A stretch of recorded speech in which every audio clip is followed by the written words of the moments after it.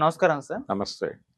Sir 'Korean Kanakaraju' success మీట్‌లో చిరంజీవి గారి speech ఇప్పుడు వైరల్ అవుతుంది. అంటే ఆయన దర్శకులకు లేకుంటే ప్రొడ్యూసర్స్‌కి అందరికి కూడా ఒక సలహాలో, దిశానిర్దేశమో అది ఏమనుకోవాలో గాని చెప్పే ప్రయత్నం అయితే చేశారు. బడ్జెట్ విషయంలో గావచ్చు, సినిమా విషయంలో గావచ్చు, మేకింగ్ విషయంలో గావచ్చు ఆయన సలహాలైతే ఇవ్వడం జరిగింది. సో, ఎలా జూస్తారు ఆయన సలహాల్ని మీరు? మీ ఒపీనియన్ ఏంటి సార్ ఆయన కామెంట్స్ పైన? అంటే సినిమా చూసిన తర్వాత హ్మ్. ఆయన కలిగినటువంటి అభిప్రాయాలని నిర్మోహమాటంగా ప్రపంచం ముందు పెట్టే ప్రయత్నం చేశాడు. హ్మ్. అంటే మేజర్‌గా ఇప్పుడు సినిమా అనేది ప్రొడ్యూసర్ సెంట్రిక్‌గా లేదు. హ్మ్. అది నెమ్మదిగా డైరెక్టర్ సెంట్రిక్‌గా మారిపోయింది. మారిపోవడం అంటే ఇప్పుడు రైటర్ అనేవాడు సినిమా ఇండస్ట్రీలో లేడు. అవును. రైటర్ అనే పోస్ట్ వెళ్ళిపోయింది. ఇప్పుడు డైరెక్టర్‌లే ఏదో పద్ధతిలో ఒక కంటెంట్ తయారు చేసుకొని హీరోని కన్విన్స్ చేసి హీరో గారి చుట్టూ తిరుగుతున్నటువంటి ఎవరో ఒక ప్రొడ్యూసర్‌కి కనెక్ట్ చేసి దాని మీద కథను నడుపుతున్నారు. హ్మ్. హ్మ్. అలా సినిమాలు తయారవుతున్నాయి. కాబట్టి డైరెక్టర్ల దగ్గర కరెక్షన్ చేయాలి ఏది చేసినా అని ఆయన ఫిక్స్ అయి ఉన్నాడు. ఇప్పుడు ఈ 'కొరియన్ కనకరాజు' కూడా అలా పుట్టిన కథే. హ్మ్. అలా డిజైన్ అయినటువంటి వ్యవహారమే. ఆ మెర్లపాక గాంధీ మొదట ఏదో ఒక లైన్ చెప్పాడు. హ్మ్. హీరో డేట్స్‌తో లింక్ అయినటువంటి ఒక ప్రొడ్యూసర్ ఉన్నాడు. ఆ హీరోకి ఈయన లైన్ చెప్పాడు. ఆ లైన్ ఆయనకు కనెక్ట్ కాలేదు. ఈ లోపు ఈయన బెంగుళూరు పర్యటించాడు. ఏదో ఆహ్, ఏదో మ్యారేజ్ ఫంక్షన్‌కెళ్ళటానికి. ఆ! ఆ వెళ్ళే ప్రాసెస్‌లో వీళ్ళకి ఆ కియా కంపెనీ కనబడింది. హ్మ్. హ్మ్. అక్కడ కొంతమంది కొరియన్స్‌ని చూసారు. హ్మ్. అలా వీళ్ళ బుర్రలో ఒక బ్లాస్ట్ అయింది. దాన్ని పట్టుకొచ్చి ఇక్కడ చెప్పారు. కనెక్ట్ అయ్యాడు ఈయన. అవును. అలా డిజైన్ అయిన కథ అది. హ్మ్. అయితే ఆ కథని ఏ బడ్జెట్‌లో తీయాలి అనేది వీళ్ళు ముందే ఒక నిర్ణయం తీసుకున్నారు. అది తీసుకోవడానికి ఏ మార్కెట్‌కి కనెక్ట్ చేయాలి సినిమాని అనేది కూడా ఒక నిర్ణయం తీసుకున్నారు. హ్మ్. ఈ నిర్ణయాలు తీసుకుని బడ్జెట్ అనుకున్న తర్వాత అక్కడ దాన్ని దాటి ఎళ్ళకుండా, పరిధి దాటి ఎళ్ళకుండా అంటే తనని తాను ప్రొజెక్ట్ చేసుకోవడానికి ఇన్ని కోట్ల ప్రాజెక్టు హ్యాండిల్ చేయగలడు ఇతను అనే ఒక ఇమేజ్ కోసం సినిమా చేయలా. హ్మ్. ఆ కథని తను చెప్పదలుచుకున్న విషయాన్ని ఏ పరిధిలో ఎంత బడ్జెట్‌లో చెప్పాలో అంత బడ్జెట్‌కి అనేక విషయాలని కుదించుకుంటూ వచ్చాడు. ఓకే. అంటే చాలా సందర్భాల్లో చీట్ చేశారు.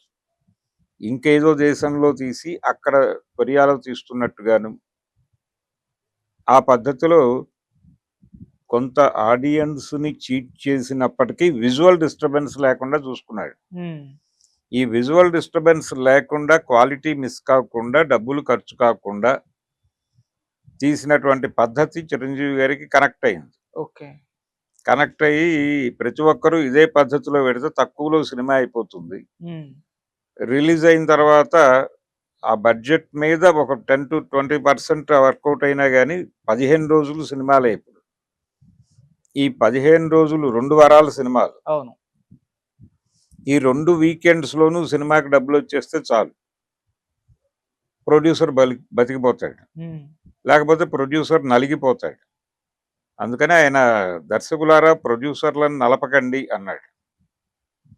ప్రొడ్యూసర్‌లని నలపని దర్శకుల కోసం ఇండస్ట్రీ చూస్తోంది అన్నాడు. హ్మ్. అంటే అందరికీ కాషన్ ఇచ్చాడు. మీరు మీ మార్కెట్ పెంచుకోవటం కోసం ఈ అవకాశాన్ని వినియోగించుకోకండి. ఒకవేళ అది దెబ్బతింటే మీకు పోయేదేం ఉండదు. మీరు ఇంకో ప్రయత్నం ఇంకెక్కడో ఇంకో హీరోతో చేసుకొని వెళ్ళిపోతారు మూవ్ ఆన్ అయిపోయి. హ్మ్.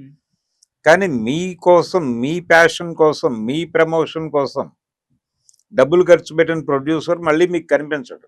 అవును. రేపొద్దున అతను ఇంకెక్కడైనా ఇంకేదైనా అయి మీకు కనిపించొచ్చు.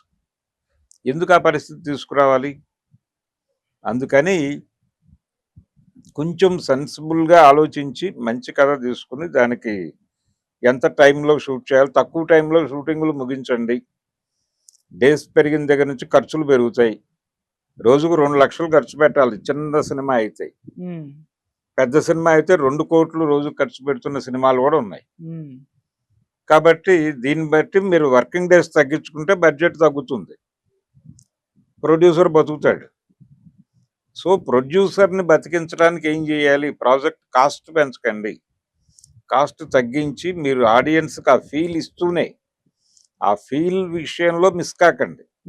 ఆ ఫీల్ ఇవ్వటాన్ని బడ్జెట్లో ఎలా చేయగలం అనేది వర్కౌట్ చేయండి. టెక్నాలజీ ఉంది మీకు, టెక్నాలజీ అవైలబుల్గా ఉంది కాబట్టి దాన్ని వినియోగించుకుంటూ మీ స్క్రిప్ట్లు 10 సార్లు మీరు బడ్జెట్లో చేయాలి అనేది ఫిక్స్ అయ్యి చేయండి. వర్కౌట్ అవుతుంది, సినిమాలు ఆడతాయి, డబ్బులు వస్తాయి, 10 మంది వస్తారు ఇక్కడికి. ఏదో డబ్బులు వస్తున్నాయి ఇక్కడ అనిపిస్తే నలుగురు వచ్చి చేరతారు. అలా ఇండస్ట్రీ వైపు జనాల్ని పుల్ చేసేలా ఉండాలి, కానీ ఉన్న వాళ్ళని బెదరగొట్టి పంపించేలా ఉండకూడదు. అందుకని ఈ పరిస్థితులు ఉన్నాయి ఆల్రెడీ. ఓకే, అవన్నీ చూస్తున్నాడు ఆయన. అందుకని వార్నింగ్ చేశాడు డైరెక్టర్ని. ఎక్కడ మందేయాలో అక్కడ మందేస్తే రోగం తగ్గుతుంది, కానీ ఇక్కడ రోగం ఉండి ఇంకెక్కడో మందేస్తే దీనికి రోగం తగ్గుతుందా అని మనకు ఒక పాత సామెత ఉంది. అందుకని ఇండస్ట్రీ ఎవరి సెంట్రిక్ గా నడుస్తుందో వాళ్ళకే మందేయాలని డిసైడ్ అయ్యాడు ఆయన. ఓకే, అందుకని డైరెక్టర్లను టార్గెట్ చేశాడు. అంతకు మించి వేరే ఇదేం లేదు. ఓకే, ప్రొడ్యూసర్లు సేఫ్ గా ఉండాలి, డబ్బులు పెట్టేవాడు పెట్టచ్చు, ఇది పర్లేదు, ఇది రిలయబుల్ ఇండస్ట్రీ అని అనిపించాలి. ఇప్పుడు ప్రతి చోట చంద్రబాబు నాయుడు గారేమో మేము భూములు ఇస్తాం, ఇక్కడ ఫ్యాక్టరీలు పెట్టండి, ఎకరం 900కే ఇస్తాం, లేకపోతే 10 రూపాయలు కూడా ఇవ్వగలం అని ఆయన గొడవ చేస్తున్నాడు. ఒక పక్కన ల్యాండ్ పూలింగ్ అనే పేరుతో ఆయన దగ్గర ల్యాండ్ బ్యాంక్ పెట్టుకుని వాళ్ళకి లైన్ వేస్తున్నాడు కార్పొరేట్లకి. అదే ప్రతి చోట జరుగుతోంది. ఇక్కడ కూడా చిరంజీవి గారి గొడవ ఏంటంటే థియేటర్లకి ఆడియన్స్ కంటెంట్ బాగుంటే వస్తారు, మంచి కంటెంట్ తీసుకోండి, తక్కువలో చెప్పండి, వాళ్ళు 4 రోజులు వచ్చినా డబ్బులు వచ్చేయాలి, ఓటీటీలను నమ్ముకోకండి. ఆ గొడవ వేరు. అక్కడ వచ్చే డబ్బులు, శాటిలైట్లో వచ్చే డబ్బులు, అవి మీరు ఫర్దర్గా ఖర్చు పెట్టడానికి ఉపయోగపడుతుంది తప్ప ప్రాజెక్ట్ కోసం వాటిని దృష్టిలో పెట్టుకుని థియేటర్కల్గా నడిచినా నడవకపోయినా అనుకోకండి. థియేటర్కల్ బిజినెస్ ఇప్పటికీ బిగ్ బిజినెస్ కాబట్టి థియేటర్కల్గా కనీసం 15 రోజులు నడిచే కంటెంట్, 15 రోజుల్లో వచ్చే డబ్బులు కంఫర్ట్గా ఫీల్ అయ్యేంత బడ్జెట్ పెట్టుకుని చేయండి. అంటే పాత రోజుల్లో ఎలా ఉండేదంటే ఒకానొక సందర్భంలో నాగేశ్వరరావు గారితో సినిమా తీయటానికి ముళ్ళపూడి వెంకటరమణ గారు వెళ్ళినప్పుడు నవయుగ వాళ్ళు డబ్బులు ఇవ్వని అన్నారు. ఆ రోజుల్లో డిస్ట్రిబ్యూటర్ల దగ్గర డబ్బులు తెచ్చి వీళ్ళ దగ్గర డబ్బులు వేసుకుని సినిమా తీసేవాళ్ళు. ఎందుకు ఇవ్వనన్నారంటే రమణ గారికి అంతకుముందు 2 ఫ్లాప్లు ఉన్నాయి, సాక్షి, బంగారు పిచ్చుక.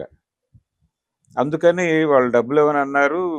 వచ్చిన నాగేశ్వరరావు గారితో చెప్తే ఆయన కేఎల్ఎన్ ప్రసాద్ గారికి ఫోన్ చేసి నాగేశ్వరరావు ఫ్లాప్ సినిమాకి ఎంత వస్తుందండి అని అడిగాట. అడిగితే 6 లక్షలు వస్తుంది అన్నట్టు. ఆయన 6 లక్షలే ఇవ్వండి, వీళ్ళు సినిమా తీస్తామంటున్నారు నాతో, రేపు వచ్చి కలుస్తారు మిమ్మల్ని అని పంపించాడు. ఆ 6 లక్షలతోనే బుద్ధిమంతుడు అనే సినిమా తీస్తే అది బీభత్సంగా హిట్ అయింది. అంటే సేఫ్ గా ఉండాలి ప్రాజెక్టు, ఎవరికి రిస్క్ ఉండకూడదు, వాళ్ళు హిట్ అయితే డబ్బులు మిగలాలి, ఫ్లాప్ అయితే నష్టం మిగల్చకూడదు. ఈ కేర్ తీసుకుని ప్రాజెక్టులు డిజైన్ చేసుకోండి బాబు అని కొంచెం జాగ్రత్తలు చెప్పాడు ఆయన. ఇది పాజిటివ్ వార్నింగే, నెగిటివ్ ఏం కాదు. ఓకే సార్, ఆయన వీడియో కింద కామెంట్స్ చూసుకుంటూ వస్తే సార్ చాలా మంది అంటే ప్రొడ్యూసర్స్ కి బర్డెన్ అవుతుంది మీ రెమ్యునరేషన్ వల్లే కదా, ఇవాళ చిన్న హీరో కూడా ఒక విజయం సాధించగానే నెక్స్ట్ సినిమాకి రెమ్యునరేషన్ పెంచేస్తున్నారు, ఇక మిడ్ రేంజ్ హీరోస్ పెంచేస్తున్నారు, ఇక స్టార్ హీరోస్ చెప్పాల్సిన పని లేదు అని చాలా మంది ఎక్స్ప్రెస్ చేశారు సార్. దానికి ఏం చెప్తారు సార్? అంటే రెమ్యూనరేషన్స్ విషయంలో కూడా ఒక గొడవ ఉంది, దానికి ఒక పరిష్కార మార్గం కూడా ఉంది, దాన్ని మాట్లాడి ఉంటే బాగుండేది ఆయన. ఆ పరిష్కారం ఏంటంటే ప్రాజెక్టులో పార్ట్నర్స్ అవ్వండి మీరందరూ. ఎవరికి భోజనాలు పెట్టి సినిమా తీస్తారు, రిలీజ్ అయిన తర్వాత వచ్చిన ప్రాఫిట్స్లో షేర్ ఇస్తాను, వాళ్ళు చేసిన క్యారెక్టర్ వాళ్ళ మార్కెట్ని బట్టి 5% దగ్గర నుంచి 20% వరకు పెట్టుకొని ఇవ్వండి అగ్రిమెంట్లు. వచ్చిన డబ్బుల్లో వాళ్ళ అకౌంట్లో ఏ రోజు డబ్బులు ఆ రోజే వాళ్ళ అకౌంట్లో పడేటట్టు చూడండి. అలాంటి అగ్రిమెంట్ చేసుకుంటే రిస్క్ ఉండదు, లేకపోతే బర్డెన్ పెరుగుతుంది. సినిమా ఫ్లాప్ అయినా వీళ్ళకి డబ్బులు ఇవ్వాల్సి వస్తారు. హిట్టుని ఫ్లాప్ని వాళ్ళని కూడా అనుభవించేలాగా చేస్తే ఇంకొంచెం బాధ్యతాయుతంగా పనిచేస్తారు.